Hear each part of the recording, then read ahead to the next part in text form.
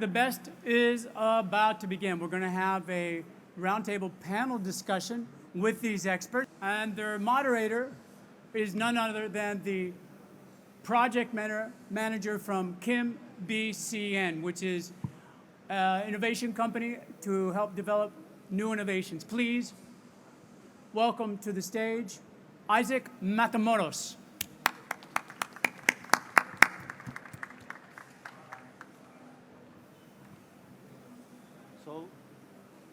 I don't know. Doesn't work? Yeah? Okay, I think that it was a very interesting presentations. I was taking some notes during your speech, and I like to put some questions to each of you in order to have more information or deep information. So the first one is, in your opinion, what changes are needed along the value chain to manage the current state of the additive manufacturing? I don't know if, for example, you, Jose Antonio. Okay, I think it's several changes we have to do. Jose Antonio, hold the microphone closer to your mouth. Yeah. Thank you. Okay. It's a lot of change must happen, and it's going to happen, I'm sure of this. The time, I'm not sure. Some of them will be in a short time, another one that we will need more times. I think we need bigger machines. Okay, actually the standard one is pretty small. We need the validation of these machines. This is important also.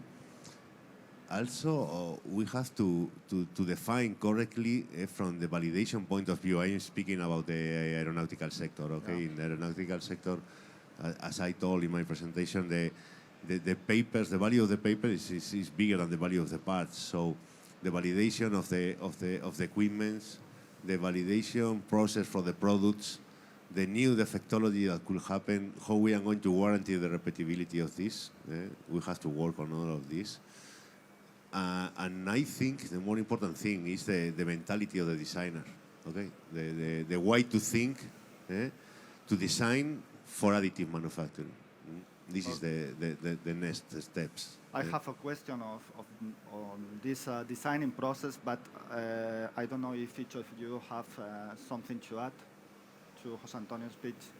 No? So, okay, focusing just in design process. I don't know, Paolo, can you explain to us, in your opinion, what are the changes required in order to improve the applicability of the additive manufacturing on the aerospace sector? Okay, yes. I think we are just at the beginning by applying additive manufacturing. So there are few part numbers that we are right now using additive manufacturing for large production. I think in the future we will have more opportunities because different aspects will getting better. So first of all, we will have more materials available.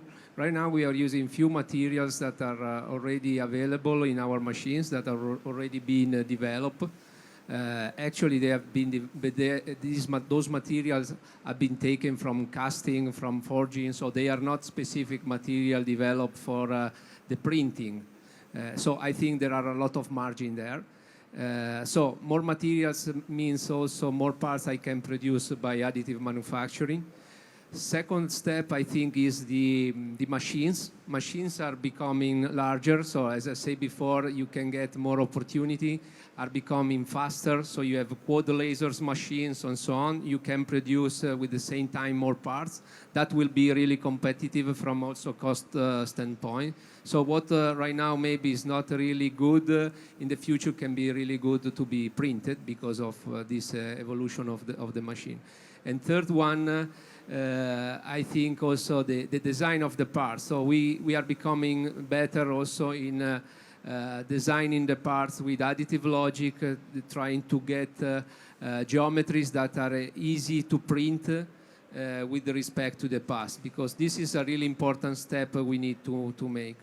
Another, the last important aspect to me to make additive more profitable for industries are the ecosystems around the printing. So As we saw during the presentations, there is the need to have a lot of post-processing of the parts. So you need to have heaping, heat treatments. You have to remove the powder, so the cleaning. You have to do inspection of really complex geometry. So it's really important that behind the printing of the parts, we are going to create an ecosystem capable to support the supply chain for the production, large volume productions. Okay, so I don't know, Ewald, for example, you have talked about EBM printing. Could you explain something more about this technology and advantage from the others? It's not very known, not like laser beam melting process, but the EBM process for titanium seemed to us very interesting to replace investment costed parts. Now, if we look to the industry, sometimes people ask us to print the part that's now in steel, and they say, oh no, we only print titanium. Oh, titanium is so expensive, but if you start thinking about printing, we often come out way cheaper with the EBM process than with the laser beam process. And that's when we thought, okay, here there's, for serial production, there's a real business case behind this. And we indeed found several applications where you don't have to go as far as in laser in optimization of the part, but you have to overcome the difficulties you have with the EBM process, which is a steep learning curve in the first place. Okay, so Pablo, this is for you. Most of the pieces are currently being printed in metal, but your company is also working on find the manner on how to print also the same, but in plastic. What type of piece are you focusing on in a short term? Yeah, so as mentioned in the presentation, our main focus is always to try to find the right solution. So there is some analysis to make on the background, how to try to go to, as you said, open the spectrum of materials. And so as you mentioned, sometimes the metal that you were aiming for is perhaps being able to be substituted by a plastic. So what we are trying to aim in the specific project, I meant to replace 2,000 references of aeronautical parts into additive manufacturing, is try to find which are the most suitable parts for that kind of replacement. As you know, plastic additive manufacturing has some kind of, it has layer thicknesses higher than what you could get in metal, and that will impact very high on your fatigue life. So we are trying to look into what is your specific needs, try to see if fatigue would be a limiting factor. And if it is not, then perhaps we can open the ability to go into plastics depending on the other surrounding factors for your build. Okay, and Manuel, I have also a question for you.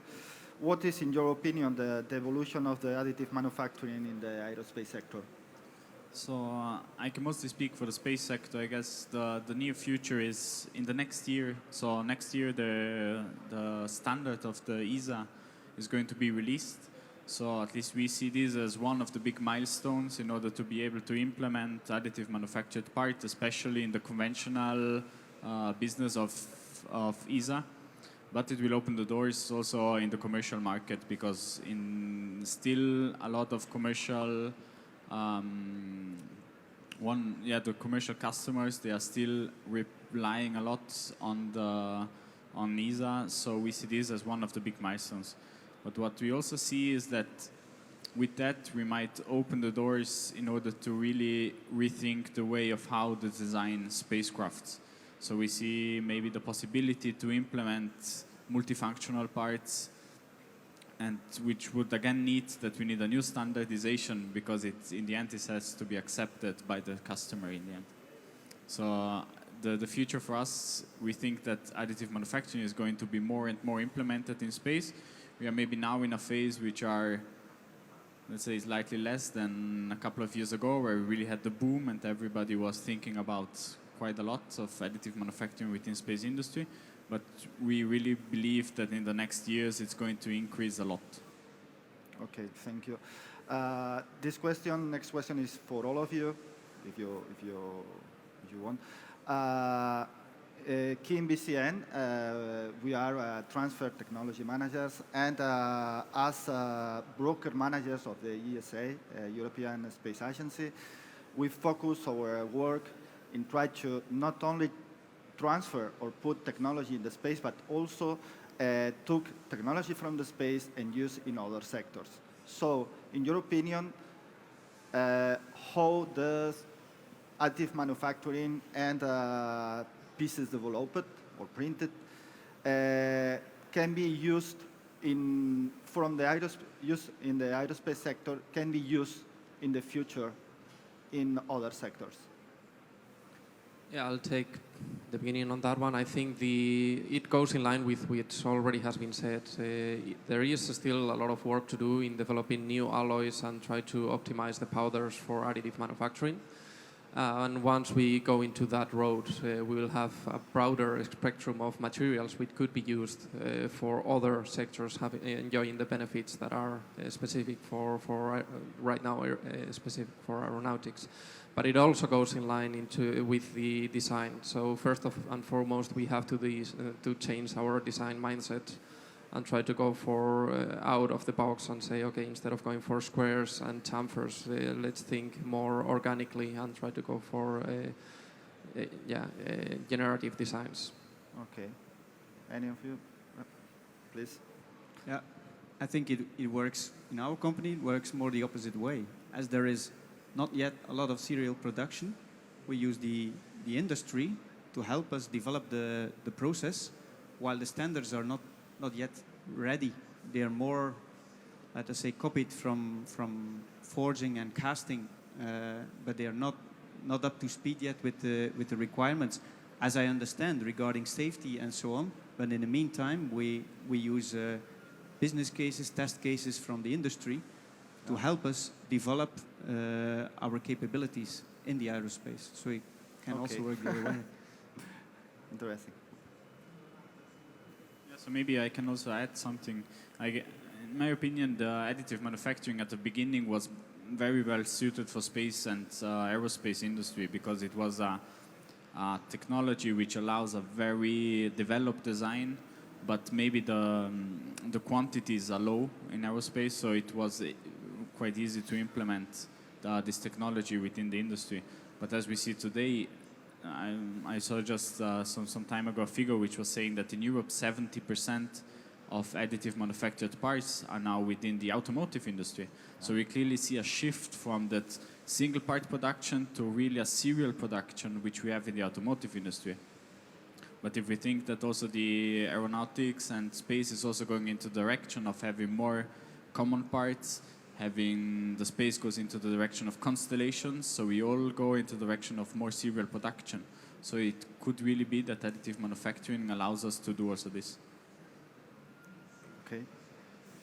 Okay, I think the additive manufacturing is not only in the aerospace sector. Okay, yeah. I think the main sector of the additive manufacturing is orthopedic, okay, and dental implants, for example. Okay, so really technology is in other sector of the industry.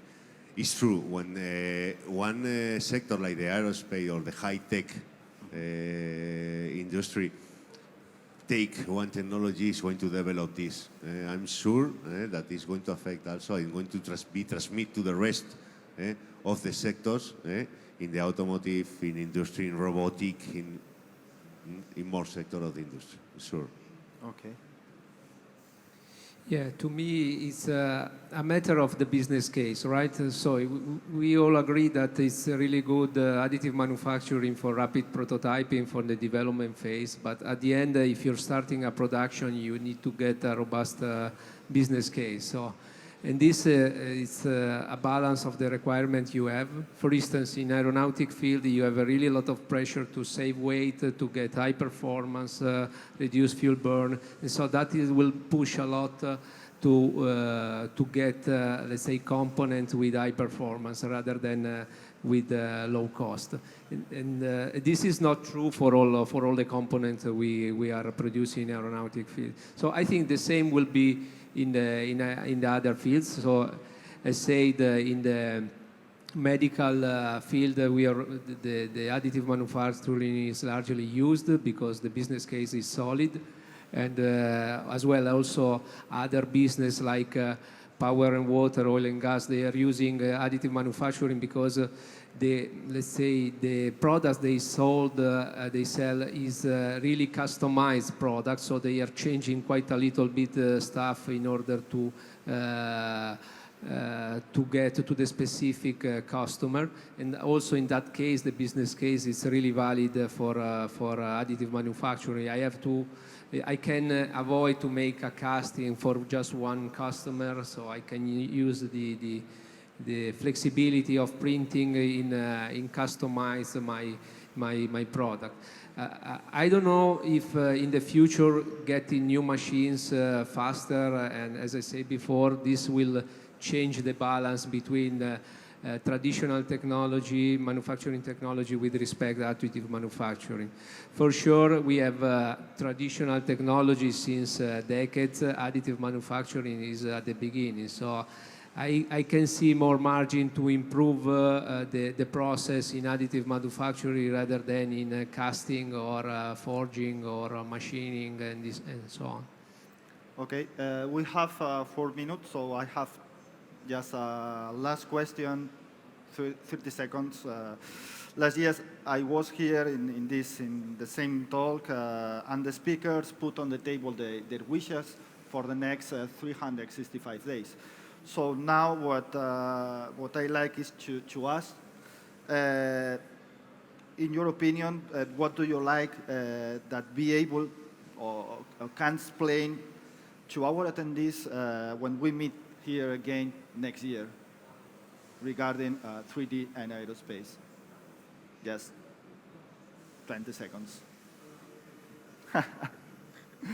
Okay, for the wish what I would have is that the ISO standard is issued and fully accepted by, let's say, all customers, meaning that we can rely on it and we can use it for our products in order to have a really good base on which everybody can build on and is then able to provide the best out of the technology to use it in their own products. Okay. Yeah, we are in a research with Airbus, and I hope by the end of next year that I'll be able to produce certified components by that time with EBM technology. Yeah, it's really similar. I would like to present new products we are launching in serious production with maybe new machines that are faster and making the business case better for my company. So that is what my expectation for next year. Yeah, in my expectation is that the industry will move towards looking for more simpler parts that can be converted into additive manufacturing. If we look around all the parts that we've seen today, they all go for the very complex parts, the ones that are going under a lot of mechanical or thermal parameters or influence. So if we look into smaller components that are not that heavy loaded, then there is a lot of gain to go in those. They are all over airplanes, they are all over any other components, and you can save a lot of weight, and that can help the rest of the components by reducing the overall structure. Okay, for the next year, I want to launch new projects with our customers and with our supply chains in order to continue the development of the additive manufacturing technology. This will be the best way. So thank you to be here for your expertise. Hope your wishes will be a reality during the next year. And I think that we are finished. Thank you to be here and see you next year. Thank you very much.